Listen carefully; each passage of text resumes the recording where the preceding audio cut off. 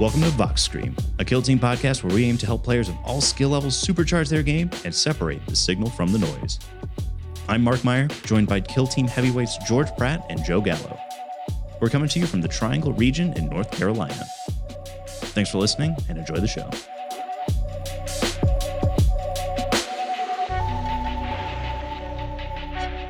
Welcome back to another episode of Vox Scream. We are recording live at the end of the Kill Team tournament, Grand Tournament at Nova. I'm joined, as always, by George Pratt and Joe Gallo, but we are also joined today by Travis from Just Another Kill Team podcast. How's it going, man? Here to hang out and talk a little bit about some of the exciting news. Yeah. You did not take part in the GT. I took part in the first day. I went 2-1-1 with Casterkin, playing a team that you famously have to put the boot all the way through someone's chest, because if you take the gas off the pedal, the commandos and the scouts will kill you, and there's nothing you can do about it, so you just have to make it miserable. So, you know, it was a fun tournament. Yeah, for the 4 rounds I played. Yeah, I started this tournament. I took Brood Bros. I was gonna do Sweaty Try Hard. Say that 5 times fast because I can't say it once. And I paired up to Mike Cortez in round 1, day 1 mirror match, and I was like, all right, I lost. It wasn't even a big loss. I'm out of the top 8. I'm just gonna vibe the rest of the time. To be fair, you know, we had enough competitive players with enough golden tickets where 3-1 was, you know, was a very minimum. competitive 3-1 was doable, which Yeah. it did happen, and some people did drop out of the top 8. So it was in reach. It was in reach, but then I also messed up round 4 with I just rolled ones. I needed to roll not ones. That was it. George, I think the victory you should take away from this weekend is your undefeated record with Exaction Squad in the team that's right. tournament. Yeah, that's true. Absolutely arresting people. The 3 of you went and played in the team tournament. How'd it go? So we were on 2 separate teams. Joe and I were on a team with Eddie, who ended up being the #1 Eldari player in the Grand Tournament. And then George was on a team with some of our fellow friends from Atomic Empire in Durham. Yep. Oh, nice. So we had to play against George's team in the first round, and Yeah, George it was rough. smoked my Gellerpox with his Exaction Squad. Yeah. It was pretty brutal, man. Man, listen, I've been playing a lot of games. Gellerpox generally bully a lot of teams. Exaction is the one team they can't just bully. Yeah, Certainly Shields. not. Yeah, Exaction bully them instead. It's kind of nice. Which is crazy. Like, you just think of a little guy, a cop, and he runs up to a guy 3 stories tall and goes, no. It just says stop resisting. It's crazy. You know, in lore, Ogre Slab Shields do basically just do the same thing. Like, oh, I'm gonna get shot by a Custodes tank that was made for 3 million years. Like, just one big chonky boy with a slab shield. It's like, it's fine. It's not that far off. That's just the Kill Team-ified version of it. Oh, absolutely. Yeah. And I played Scouts through team tournament. I went undefeated. That was fun. You played Gellerpox. Yeah, I went 1-2 with the team tournament. A pretty close game at the end, and a pretty not close game against George, and my win was pretty convincing. Yeah, I personally won all 3 games in the team tournament. The only rounds that my team won was the first one against when I went up against my co-hosts here, and then we lost the other 2 rounds, unfortunately. And then out of my teammates in the GT, one of them was a bracket below me, and the other one was 2 or 3 brackets above me, playing the same teams. But I was the one who switched, so clearly I was the one who was wrong. Yeah, clearly. It was me. I was the problem. And then I also played in the narrative. Narrative tournament was super fun. A lot of very new players just vibing, and I helped explain a lot of stuff to them. And some of the boards were very wacky, like the trench boards, where it was like all light cover. It was very fun. I definitely want to see like more expanded that. I'm really curious what how much narrative is going to expand with 3rd edition too, because I think a lot of people really like playing narrative skirmish games. Like, I think Necromunda is so popular for that reason. So I would like to see Kill Team kind of get that expansion too. But that was a ton of fun. And then Greg, I believe, was the one who organized that one specifically. He did a great job. I think 2nd time ever hosting an event, period. So he did very good TOing. Yeah, I mean, I walked by a little bit on Thursday, and it seemed like it was really well run. And to your point, the boards were insane. Like, that alone would make me want to try the narrative tournament next year. I like the board with all the spires with the guns in them. Oh, yeah. That was cool looking. I mean, plus some of the crazy equipment options you can get, like the rare equipment, the battle honors. It's just, it's fun. Well, we don't know if battle honors and other things from this narrative round of Kill Team are going to move on to the 3rd edition, but we did learn a lot last night from the live stream. We're recording this again on Sunday, so we learned a lot from last night's live stream about what is going to change in 3rd edition, and just initial impressions from you guys. Travis, what was the thing that just jumped out at you like first, or like the coolest thing that you saw? I am pretty excited for how most things seem to be flowing. It seems like a lot of the options have been to make things less punishing for a brand new player. You know, just making some stuff less binary. So I think that's good, and I think the terrain looks really good. The new teams play in a very interesting way. Perhaps, you know, watching that game, it seems like the Vespid might be at somewhat of a disadvantage if you're going to play very competitively, because you got to hang back and not just get orbital dropped. Because it turns out Melta grenades are not fun when you can't do anything about it. So As it turns out, this Melta gun is moving up the board, and you can't do anything about it. Yeah, rough. well, I mean, the thing you do about it, as we watched in that game, was just I'll just wait for 2 turns, and then I have fly, so I'll be there. I'll be there when it matters. Yeah, super, super interesting. I'm really excited. Yeah, like Travis said, a lot less things are becoming binary. But I like that cover and obscuring is becoming binary. So you're either in cover or you're obscured, or out in the open. So like that, there's no I'm just more than an inch, but not quite more than 2 inches, and so I'm in this terrible no man's land, which feels just awful. It's like the first time you get hit by that. The donut of death. I really like everything that we've seen. I like how new obscuring works, where you can still take the shot, but you're heavily disadvantaged. But like I said, it's better for newer players and that first experience where you're like, well, you can't shoot me, or you can, but it's probably not a good idea. But if you really want to, at least you can get the joy of rolling dice, which is very important. And you're like, and every once in a while, you know, maybe if you shoot a plasma gun through it, it doesn't really matter if you take away some of the dice, because you're like, oh, I'm just going to take a bunch of damage and die anyways, which is good, because then it lets people make choices. And for competitive players, we're like, well, I guess I'm gonna have to go take this weird shot. But for some guns, it's better, you know, if you have. I mean, if you can get a Melta gun shot off on someone obscured, who cares if all your crits turn to normals? It's still piercing too. With 6 damage, Yeah, I don't care. Yeah, for me, Counteract. Counteract is kind of, in a lot of ways, now that it's been explained to us of how it works and the mechanics, and I actually asked a lot of the design folks, like poking and prodding and stuff of like, oh, can you do this, can you do that? It seems like kind of the missing component that like we all kind of vaguely felt was like not there, and now everyone's like, oh, of course, this is the way it always should have been, or at least that seems to be the general reaction I've kind of gleaned from folks. It might be good to kind of like level set for anyone who hasn't watched the live stream for whatever, you know, what changed between what was Counteract and what is Counteract, because I know, you know, right now we've got Guard and we've got Overwatch, and those are like 2 different things. I know a lot of players always wish that you know, for elites, you could do something else outside of just shooting, because maybe shooting is not always the best option. No, and it typically isn't, honestly. Yeah, really. So you guys want to like, you know, let's go from the top. What's Counteract? So Counteract right now, the way that it was explained to me is that if you aren't engaged and you're out of activations, you can just straight up do 1 APL action. So it could be shoot, it could be fight, it could be, you know, do the mission objective, whatever it is. And that'll be interesting too with designs going forward, because some operators may have really interesting APL actions that they're able to do now off activation. But the way it used to work with Overwatch is you're out of activations, you can just shoot, and you are hitting 1 worse. Shoot with a penalty. And people come and give you hugs. Yeah. We're not here for boxing. We're here for guns and beating people to death. We're not here to like, let's just hug it out for a little second, and the next turn you can kill me. Yeah, and it felt bad. I mean, some teams like Legionnaire, I feel like they were almost designed around like particularly getting rid of that negative of Legionnaires, because they obviously never usually took the penalty, because Nurgle was usually the best. But now we're in an interesting place where we don't need to really design around that anymore. So it leaves a giant question mark of like, where does Nemesis Claw stand? Where does Legionnaire stand? Where does Intercession stand? Because I think for me, like in particular with Vox Scream, being able to shut down operatives now may be a little too strong in the new edition, because we'll see, because we're getting new rules for old teams. Yeah. And that tells me they must have done an extensive rework of every team, given particularly Counteract, the way that the first turning point plays out now. I mean, maybe, but I don't think they did that in much of an extensive rework. Well, because that's the thing is, there were so many abilities that popped into my head that I'm like, oh, this is broken on this new system. Oh, this is broken on this new system. I mean, for example, one that immediately popped into my head, the Archon Crimson Fight thing. That's a 1 APL action.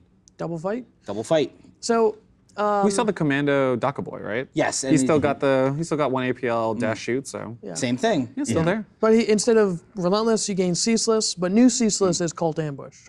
Yes. So Ceaseless is even better Ceaseless. Yeah, that's also true. So still that was immediately what stuck out to me. To be fair, we're kind of over Ceaseless because basically no new teams are really using it. Yeah. So whatever. Like, Fair. I mean, I also like that they kind of explained that ammo crate equipment that Alexa took a little bit and how that's going to give operatives ceaseless, and that's going to help a lot of teams that just don't have access to rerolls, right? Yeah, or the comms dish thing that increases aura ranges by 3 inches. Like, 3 inches doesn't sound like a lot, but 3 inches is a lot of distance to increase yeah, what's a good going aura? from 6 to 9 is a big it's a big big boost jump. in overall area coverage on a 30 by 22. Like, just calm someone 9 inches instead of 6. That's huge. For the Star Strider's Voltaic Aura thing, that would go to 6, right? I think it starts at. It's I mean, right now 2 inches. it's 2, so it would go to 5. Which is that's pretty good. That's a massive bubble you gotta not run around. Yeah. Very flavorful too. If you've got a Voltgeist field and a guy's just like, the Voltgeist field is extremely scary. Like, oh no, oh no. That's interesting.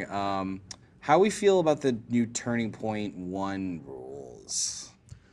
I think it'll be good for new players. Yeah. I think that's like really, if the goal for this new edition is to get more people to play, the for turn 1 stuff where the good player is like, oh, I'm going to be ahead by a jillion points. Yeah. And I'll just just like go- sit on you and watch you die. Yeah. It's probably better for us, as competitive people. It's probably like, I would like to have a reason to go out and do something, because Right. obviously for us, we're going to be like, well, I guess I'll just stage quietly. Yeah. I think we should shed a little light on this, though. Yeah. The reason that the first Turning Point has changed is because we know exactly how the new scoring system works. So you've got crit op, which is what we currently would call our primary mission, right? Yeah. Loot, secure, the other one, capture. And you cannot score those points on the first Turning Point. It Yes. works kind of similarly to other GW games where you get a point for controlling an objective and another one from controlling more. We saw that there's On only 3 secure, objectives. Yeah. So that was specifically secure. There's only 3 objectives on the board that we saw. That's probably the typical layout. And you get a point for controlling any amount of objectives and controlling more than your opponent. Yeah. And you can score 2 points per turn on your crit up maximum, and you can't score at turn 1. Right, so a 6 maximum of 6. Max of 6. And then there's always the kill up in addition to the crit up, which it has a nice little chart where if your team starts with this number of models, Yeah. by the end of the game, if you've killed this number, you get this many points. Right. Yeah, an And interesting neat. point on that. It was 5 max or like minimum. so the way it works is No, that you can score 6 on that as well. I'm is a- saying the model count. Joe, it is a maximum of 5 points, and to get 5, or it's a maximum of 6 points. If you table your opponent, you would get 5 points on your kill op. To get the 6th point, you have to have a higher kill grade than your opponent. That will give you the final point to max Yeah, kill you op. could theoretically now kill someone and then die, and then Yeah. tie the game on kill grade, which would be hilarious. Yeah, and so that's Your final action, And that was asymmetric scoring. So only one player can ever get max kill up. Right. And then finally, TAC ops, which are going to be hidden Vastly until different, revealed. it looks like. Yes, it it's seems super so. interesting because there's no faction TAC ops. I spoke Yeah. to one of the guys, which I am not mad about. No, me. Like, I as a think it's legionary fair. player, TAC ops are terrible. I only picked, archetype stuff. And Make the we- game easier to balance too. Yeah, I think so that's you probably just a have big archetypes. thing. It's like, everyone's going to be designed around this. We don't have to be like, oh, we made a little oopsie and this one is definitely too strong, so No, now we- everyone's just going to do that. Yeah. I think that this is where so much of the nuance in competitive play is going to come out of, especially with some of the things with obscuring being tightened up to be less oppressive. I think that this is really going to be where the mind games start to happen. Obviously, just trying to and we forgot the primary op. The new primary is Yeah, you the new secretly mechanic. pick one of those 3 between crit op, kill op, and your tac op, and you score double points on it at the end of the game. You go 50%. Get more. 50%. 50%. Yeah. Yes. So you've 50%, I think there was a rounding mechanic. Yeah. It rounds up. half rounded up. Yes. Yeah. So you could So- get up to 3 extra points on it then. because you can max out at 6. Yeah. Yeah. Yeah. So you have to pick the one you think you're going to max or at least score the most on at the end of the game. Half rounded up is Is 4? 3. 6 divided by 2 is 3. I'm just stupid. we're at like a max of 21, 20, 21. 21 and then 6, 23 with Battle Ready, of 6, course, 6, which they never talked yeah. about. So is that going away?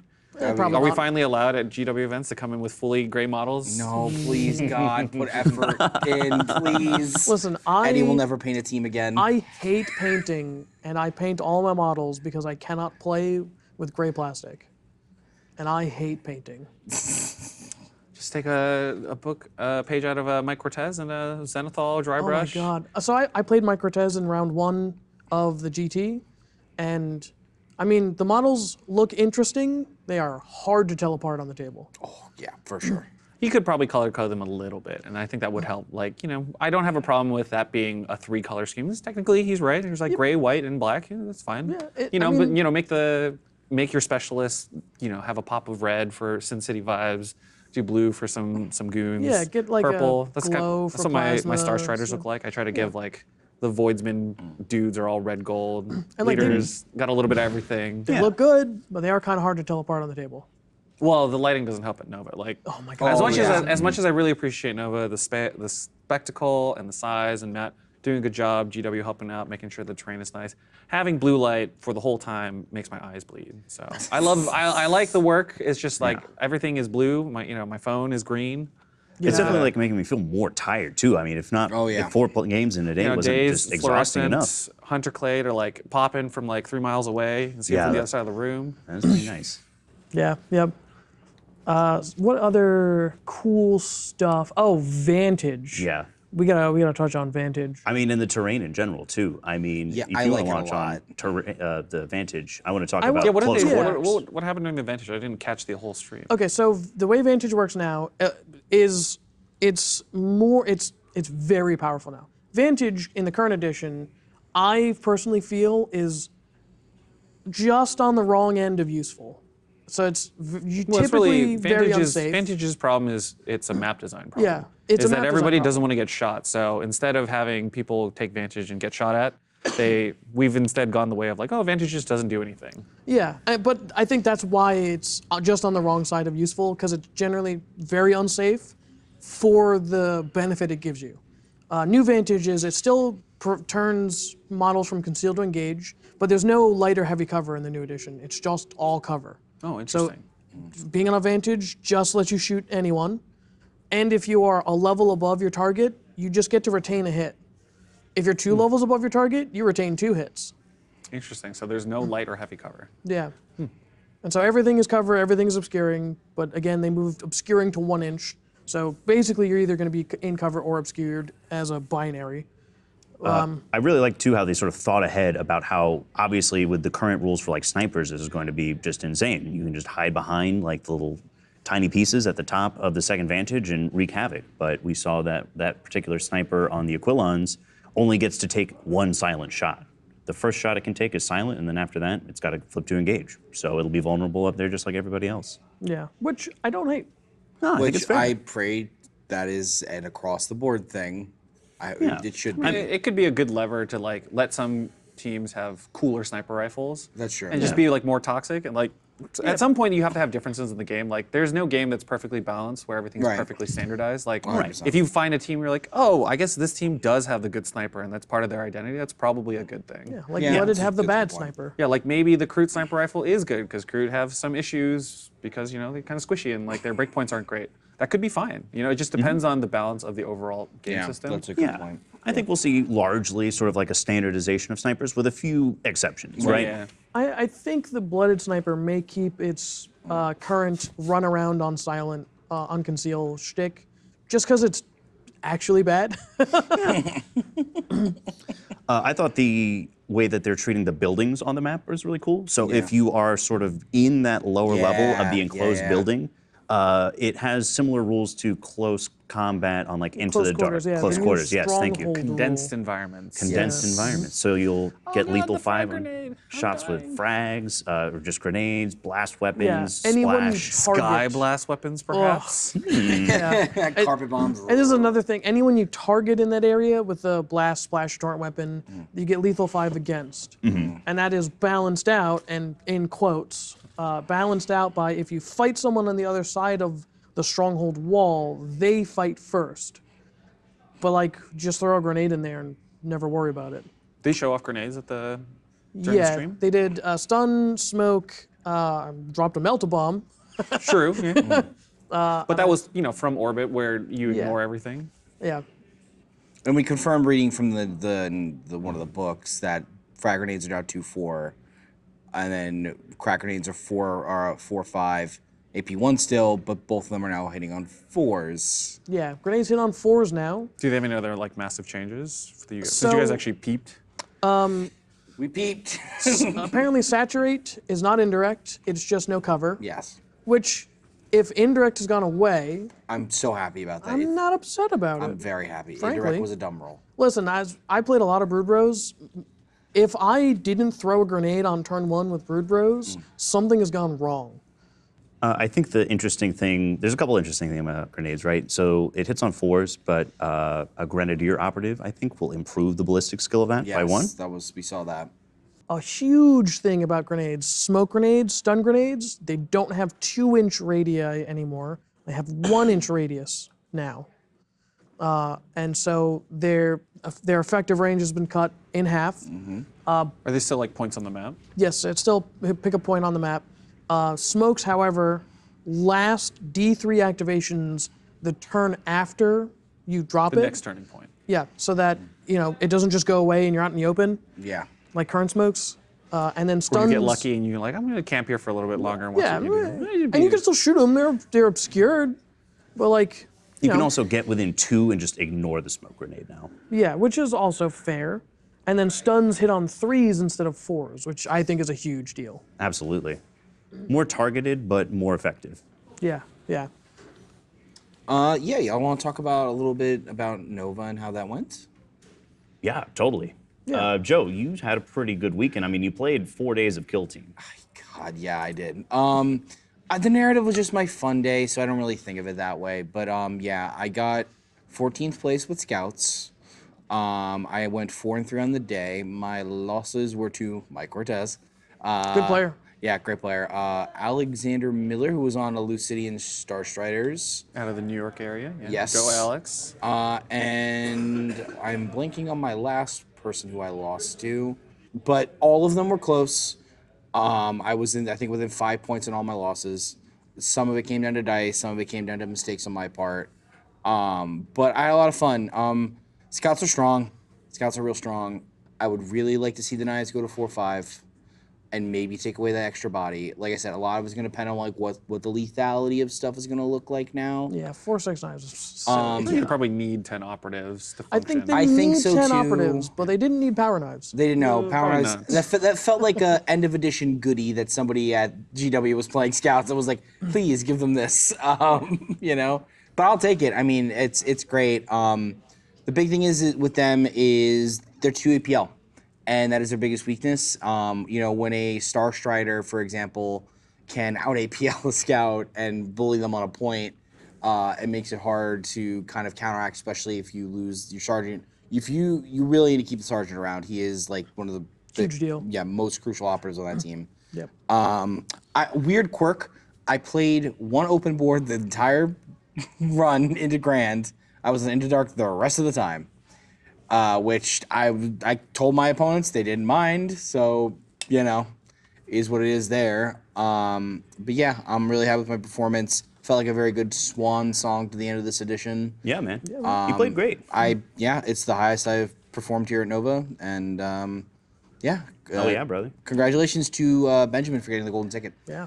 Travis, you want to tell us about your day yesterday or anything fun you did today? Oh yeah, I give a little call out to me playing Casterkin as just for fun. All right, I'll play the tournament, and I have to play correctly the whole time. And if someone feels like they're having a bad time, I need to make sure they have a bad time because I only have 8 wounds on a 4-up save, and I got 10 dudes. So the 5 guns need to basically all kill someone.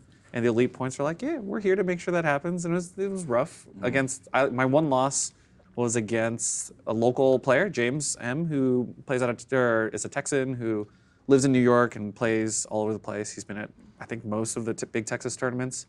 Beat me on Scouts when I was playing Casterkin. It was fun. Fired a couple plasma guns that did nothing, which is important. Ooh, yeah, that's important. rough. I lost my leader when I should have probably just relocated that and let the plasma gun with +1 APL die. That's fine. Ultimately, it's not too bad. The other games were a tie in the first round to a nice Scottish gentleman, another player from Texas on Gellerpox who was taking high Eye Stinger Swarms, which probably is not what you want to do against Casterkin when literally any stray damage makes everything that much harder. And my last round was against Commandos again. So 2 Commandos, 1 Scout, 1 Gellerpox. Taking the win against one of the Commandos, 1 of the Gellerpox. Tying the first one. So it was a fun tournament. Yeah. Did some other stuff, which I'm sure will come out at some point. So Right on. Hell right yeah, on. hell yeah. That sounds like it was a tough run though. Like Gellerpox feel tough as Casterkin. So Commandos feel tough as Casterkin. of the opinion that Casterkin are probably pretty good, but they're probably better in the meta where things are more people want to run 9 and 8 activation teams, or even the 14 activation teams where you will just play mid-range, go dunk a 7-wound operative. So I kind of wish I had played Brood Bros just to see what the matchup felt like, but the 10-wound stat check teams are kind of rough because you basically have to do the asymmetric trade and you have to reposition out of wherever their next threat bubble is. You need to see it. Yeah. So I did an okay job. I actually played a pretty solid game, I think, against the Scouts, but I never went first, which was rough. It's hard. Which Yeah, hurts. it was rough. on Very Casterkin. rough. To be Very fair, and I think in the directly next game, in the first game, I won all of my initiatives. So, Yeah. so I think they're fun. They're pretty good. I think if I played today, I probably would have done okay. Yeah, probably. Yeah. It's just a scary team, and I have to feel like a bad person. I feel like the bad man when I'm like, ah. Yeah, you have to- feel bad that like the plasma gun killed you and he ran away, and the melta gun did it, and I'm like, ooh. Because I'm gonna reposition this. I played on In the Dark, and In the Dark, Casterkin are very amusing. Because Yeah. you sit in the corner, and your opponent's like, okay, I'm gonna go deal with these guys on guard by running into the corner. And like, okay, they're all in a big small bubble. No one can charge. Cool. All right, I'm gonna go. I got 3 AP. I'm gonna go over here and dunk that dude. So it doesn't matter if you get first or second. You just fought half your team moves at the beginning of every strat phase, which is super fun. So I only played 1 game of them on In the Dark. I played 3 open. So. Damn, I had the exact opposite. I played 3 Into the Dark on day 1, and then 3 open in total. So 4 Into the Dark, 3 open in total. But yeah, I played Brood Bros, which is another, like, I feel kind of bad for playing this team, just because they can kind of do it all. They can do it all, but they do it all kind of slowly. Yeah, so like their it big takes a lot of weakness is setup. basically if you rush your opponent down, like if you play the rush down, the Scouts, the Commandos, the Felgor, and you just like, I will be at the mid-range, go ahead and take the free guy, and then the other 9 will just trade back and forth, and at the end of the day, you're like, well, all my my scary 9-wound operatives, they're all dead. It's like, oh yeah, because he only has 9 wounds. Yeah. So you just like rush down. On In the Dark is probably worse for Brood Brothers. Yeah. It's been interesting because I played them kind of defensively. Like I would rush up 1 or 2 operatives who got shots. Like my grenade guy gets a throw. I'll ruthless coordinate something. You play like a horde player, is what Yeah, you're saying. I play a horde player. It's a horde team. It's a 7-wound team, and like the dudes are shitty, so you gotta stack them and set up a bunch of stuff before anything can happen. But yeah, I had a fun run. I went 4-3, so like solid winning record. I lost the bracket champs on a tiebreaker, which it was a good game. I'm not mad about it. But yeah, I don't think I'm gonna play Brood Bros anymore. Yeah. Exaction all the I way, mean, who baby. knows how many toys we were about to get, right? Yeah, so dude, like, I am right now, so just play excited. whatever you want to play. Like for anyone who's still running any of the last edition turns, like who cares about the meta? Like none of the data is gonna matter. Everyone is out basically, right? Yeah. So there's just play whatever you want to play, have fun. Yeah. Go Exactly. use the Fun at time this right now. Use the time right now to like build your communities and like make sure that everyone who wants to play knows there's a new edition is like getting ready. Cause like it sounds freaking cool. Like looking at the stream, looking at the new ways to score points. It's like you don't have to just. I'm so Well, because excited. my Yeah. biggest gripe right now is at the high level play. You're like, I'm just play like a huge coward and sit on 3 points and wait. Like me. Yeah. It's not super interesting. So 3 objectives are going to really force you to like go punch your opponent because there's no even splits.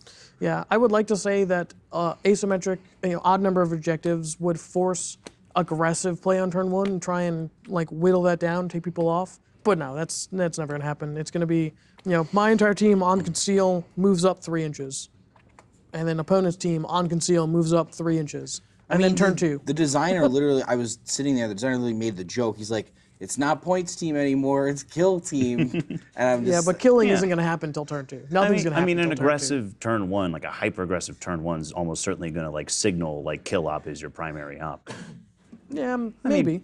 I think it's a pretty good in chance. In the beginning, yeah, probably. do we think kill up might be too good for certain teams? Nah. I It's think only worth it's- a total third of your overall point scoring. Like I think it's bad if you are playing an elite team and you've got 6 bodies and like it's easy enough to table you. I think it's going to be the hardest to max. I think it's balanced around the number of operators, so I doubt it'll matter that much. It is because if your team starts at 6, you need to table to get I maximum. think from what I remember seeing, everyone has to get tabled for the max points. Yeah. So, Yes. like, yeah, if I mean, like now everyone can be a little blooded player. Or for all the blooded players, like I wish this is just how everyone played. Like your wish has been granted. Oh, that 75% is not enough. It must be 100. all of them. I'll be sad to see loot go. I heard loot's going away, and a lot of people don't like it, but I always thought it was fun. It made for interesting games. Yeah, it does make for interesting games. I mean, loot's been around for so long. I'd be so surprised if they actually just nicked it. Yeah, Yeah. me too. It's also really easy to grok. You're like, I'm just gonna go touch the thing. And for anyone who doesn't know what grokking is, it's like how fast your brain can understand a concept. So one of the ways that I like teaching people is like, I'm gonna try to give you the in-universe explanation so that there's 2 lines of attack on your brain. I'll push the wrinkle in 1 second at a time. Yep. This Space Marine bolt pistol, it has 4 dice. Yeah, joke's on you. My brain's smooth. Yeah. Ain't no wrinkles here. Well, just real quick, we got to wrap up here pretty soon, but I had a great time at Nova. I played a lot of really good players, played some really close games and some bad games. I got the chance to play against Leander and Joshua, and those games were just tons and tons of fun. I split my games right down the middle. I went 4-3, and that was my goal, so I'm a pretty happy camper. And, I think the thing that I've come to learn is that, it's knowledge is still the barrier for me. I've got a lot to learn about just sort of thinking about how people play in different ways. I've become very accustomed to playing the way that we play in, our triangle region of North Carolina meta, and that's just not the way that everybody else plays all the time. Yeah, if you want to be a better player, go to tournaments, not in your local scene. Absolutely, and that's something I really want to do in 3rd edition. Yeah. Yeah, speaking of 3rd edition tournaments, not in your local scene, the New York Open coming up, October 26, 27. Hell yeah. Definitely going to be on the new edition. I wrote in the ticket that even if the game comes on the 26th, we will figure it out. It might be a bumpy ride, but I'm pretty sure that everyone coming is like, yeah, let's just play the new edition. So if I have to print out every single frickin' rule in the book 100 times just so we can play the game, that's what we're going to do, just because I think it'll be more fun for us to just do it live. I 100% agree. And definitely when we do the Triangle Open, we'll be into the edition. Yeah, that'll be well So, into the edition. Yeah. I like the idea of building the plane while flying it, though. A little chaos, it'll be a lot of fun. Yeah, my favorite meme is always chaos is a ladder, because at the end of the day, the stuff that falls off, as long as you're a good sport and you can own it, like who cares? Right. Yeah, and I went to last New York Open. That was an absolute blast. I had such a good time. I think I played 4 or 5. It was 6 rounds? We played 6 rounds, yeah. 3 I and played 3. 5 New Yorkers and then John Reese. And I lost to 2nd and 3rd place. And I ain't mad about it.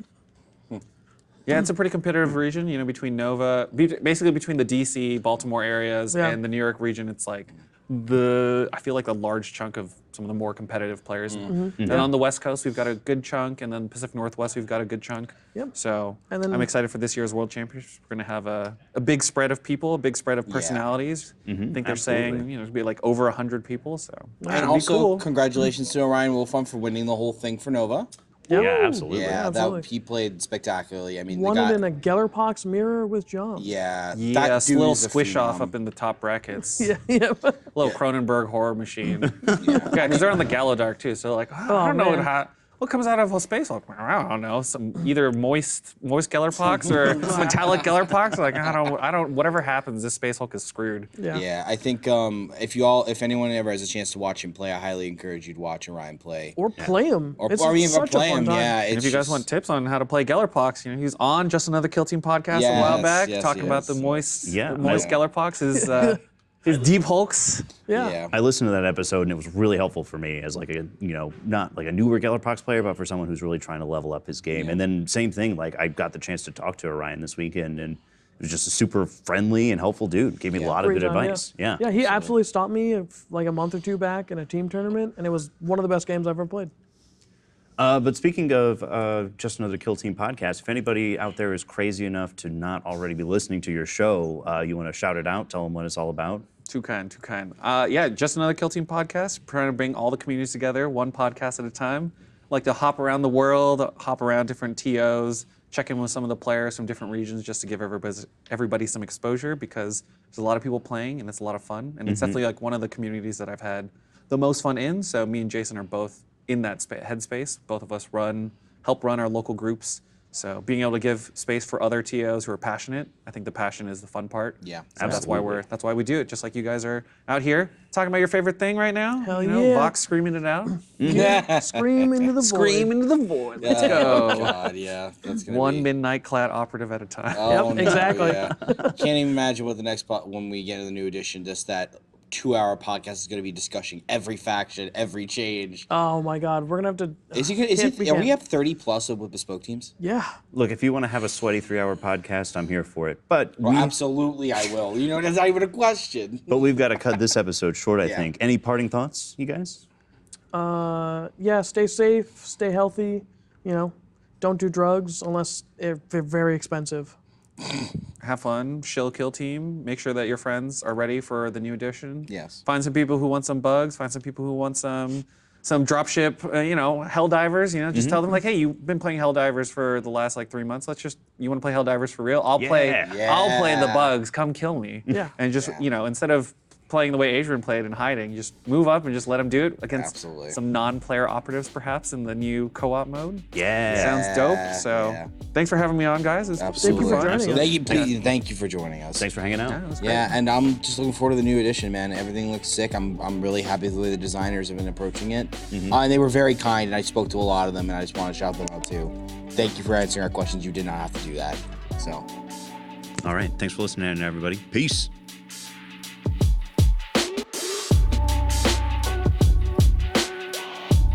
We hope you enjoyed this episode of Vox Screen. You can find us on Apple Podcasts, Spotify, Amazon, YouTube, or anywhere else you get your podcasts. Please follow, subscribe, and leave us a review. Any of those things are going to help us grow. Thanks for listening, and we'll be back soon with another episode.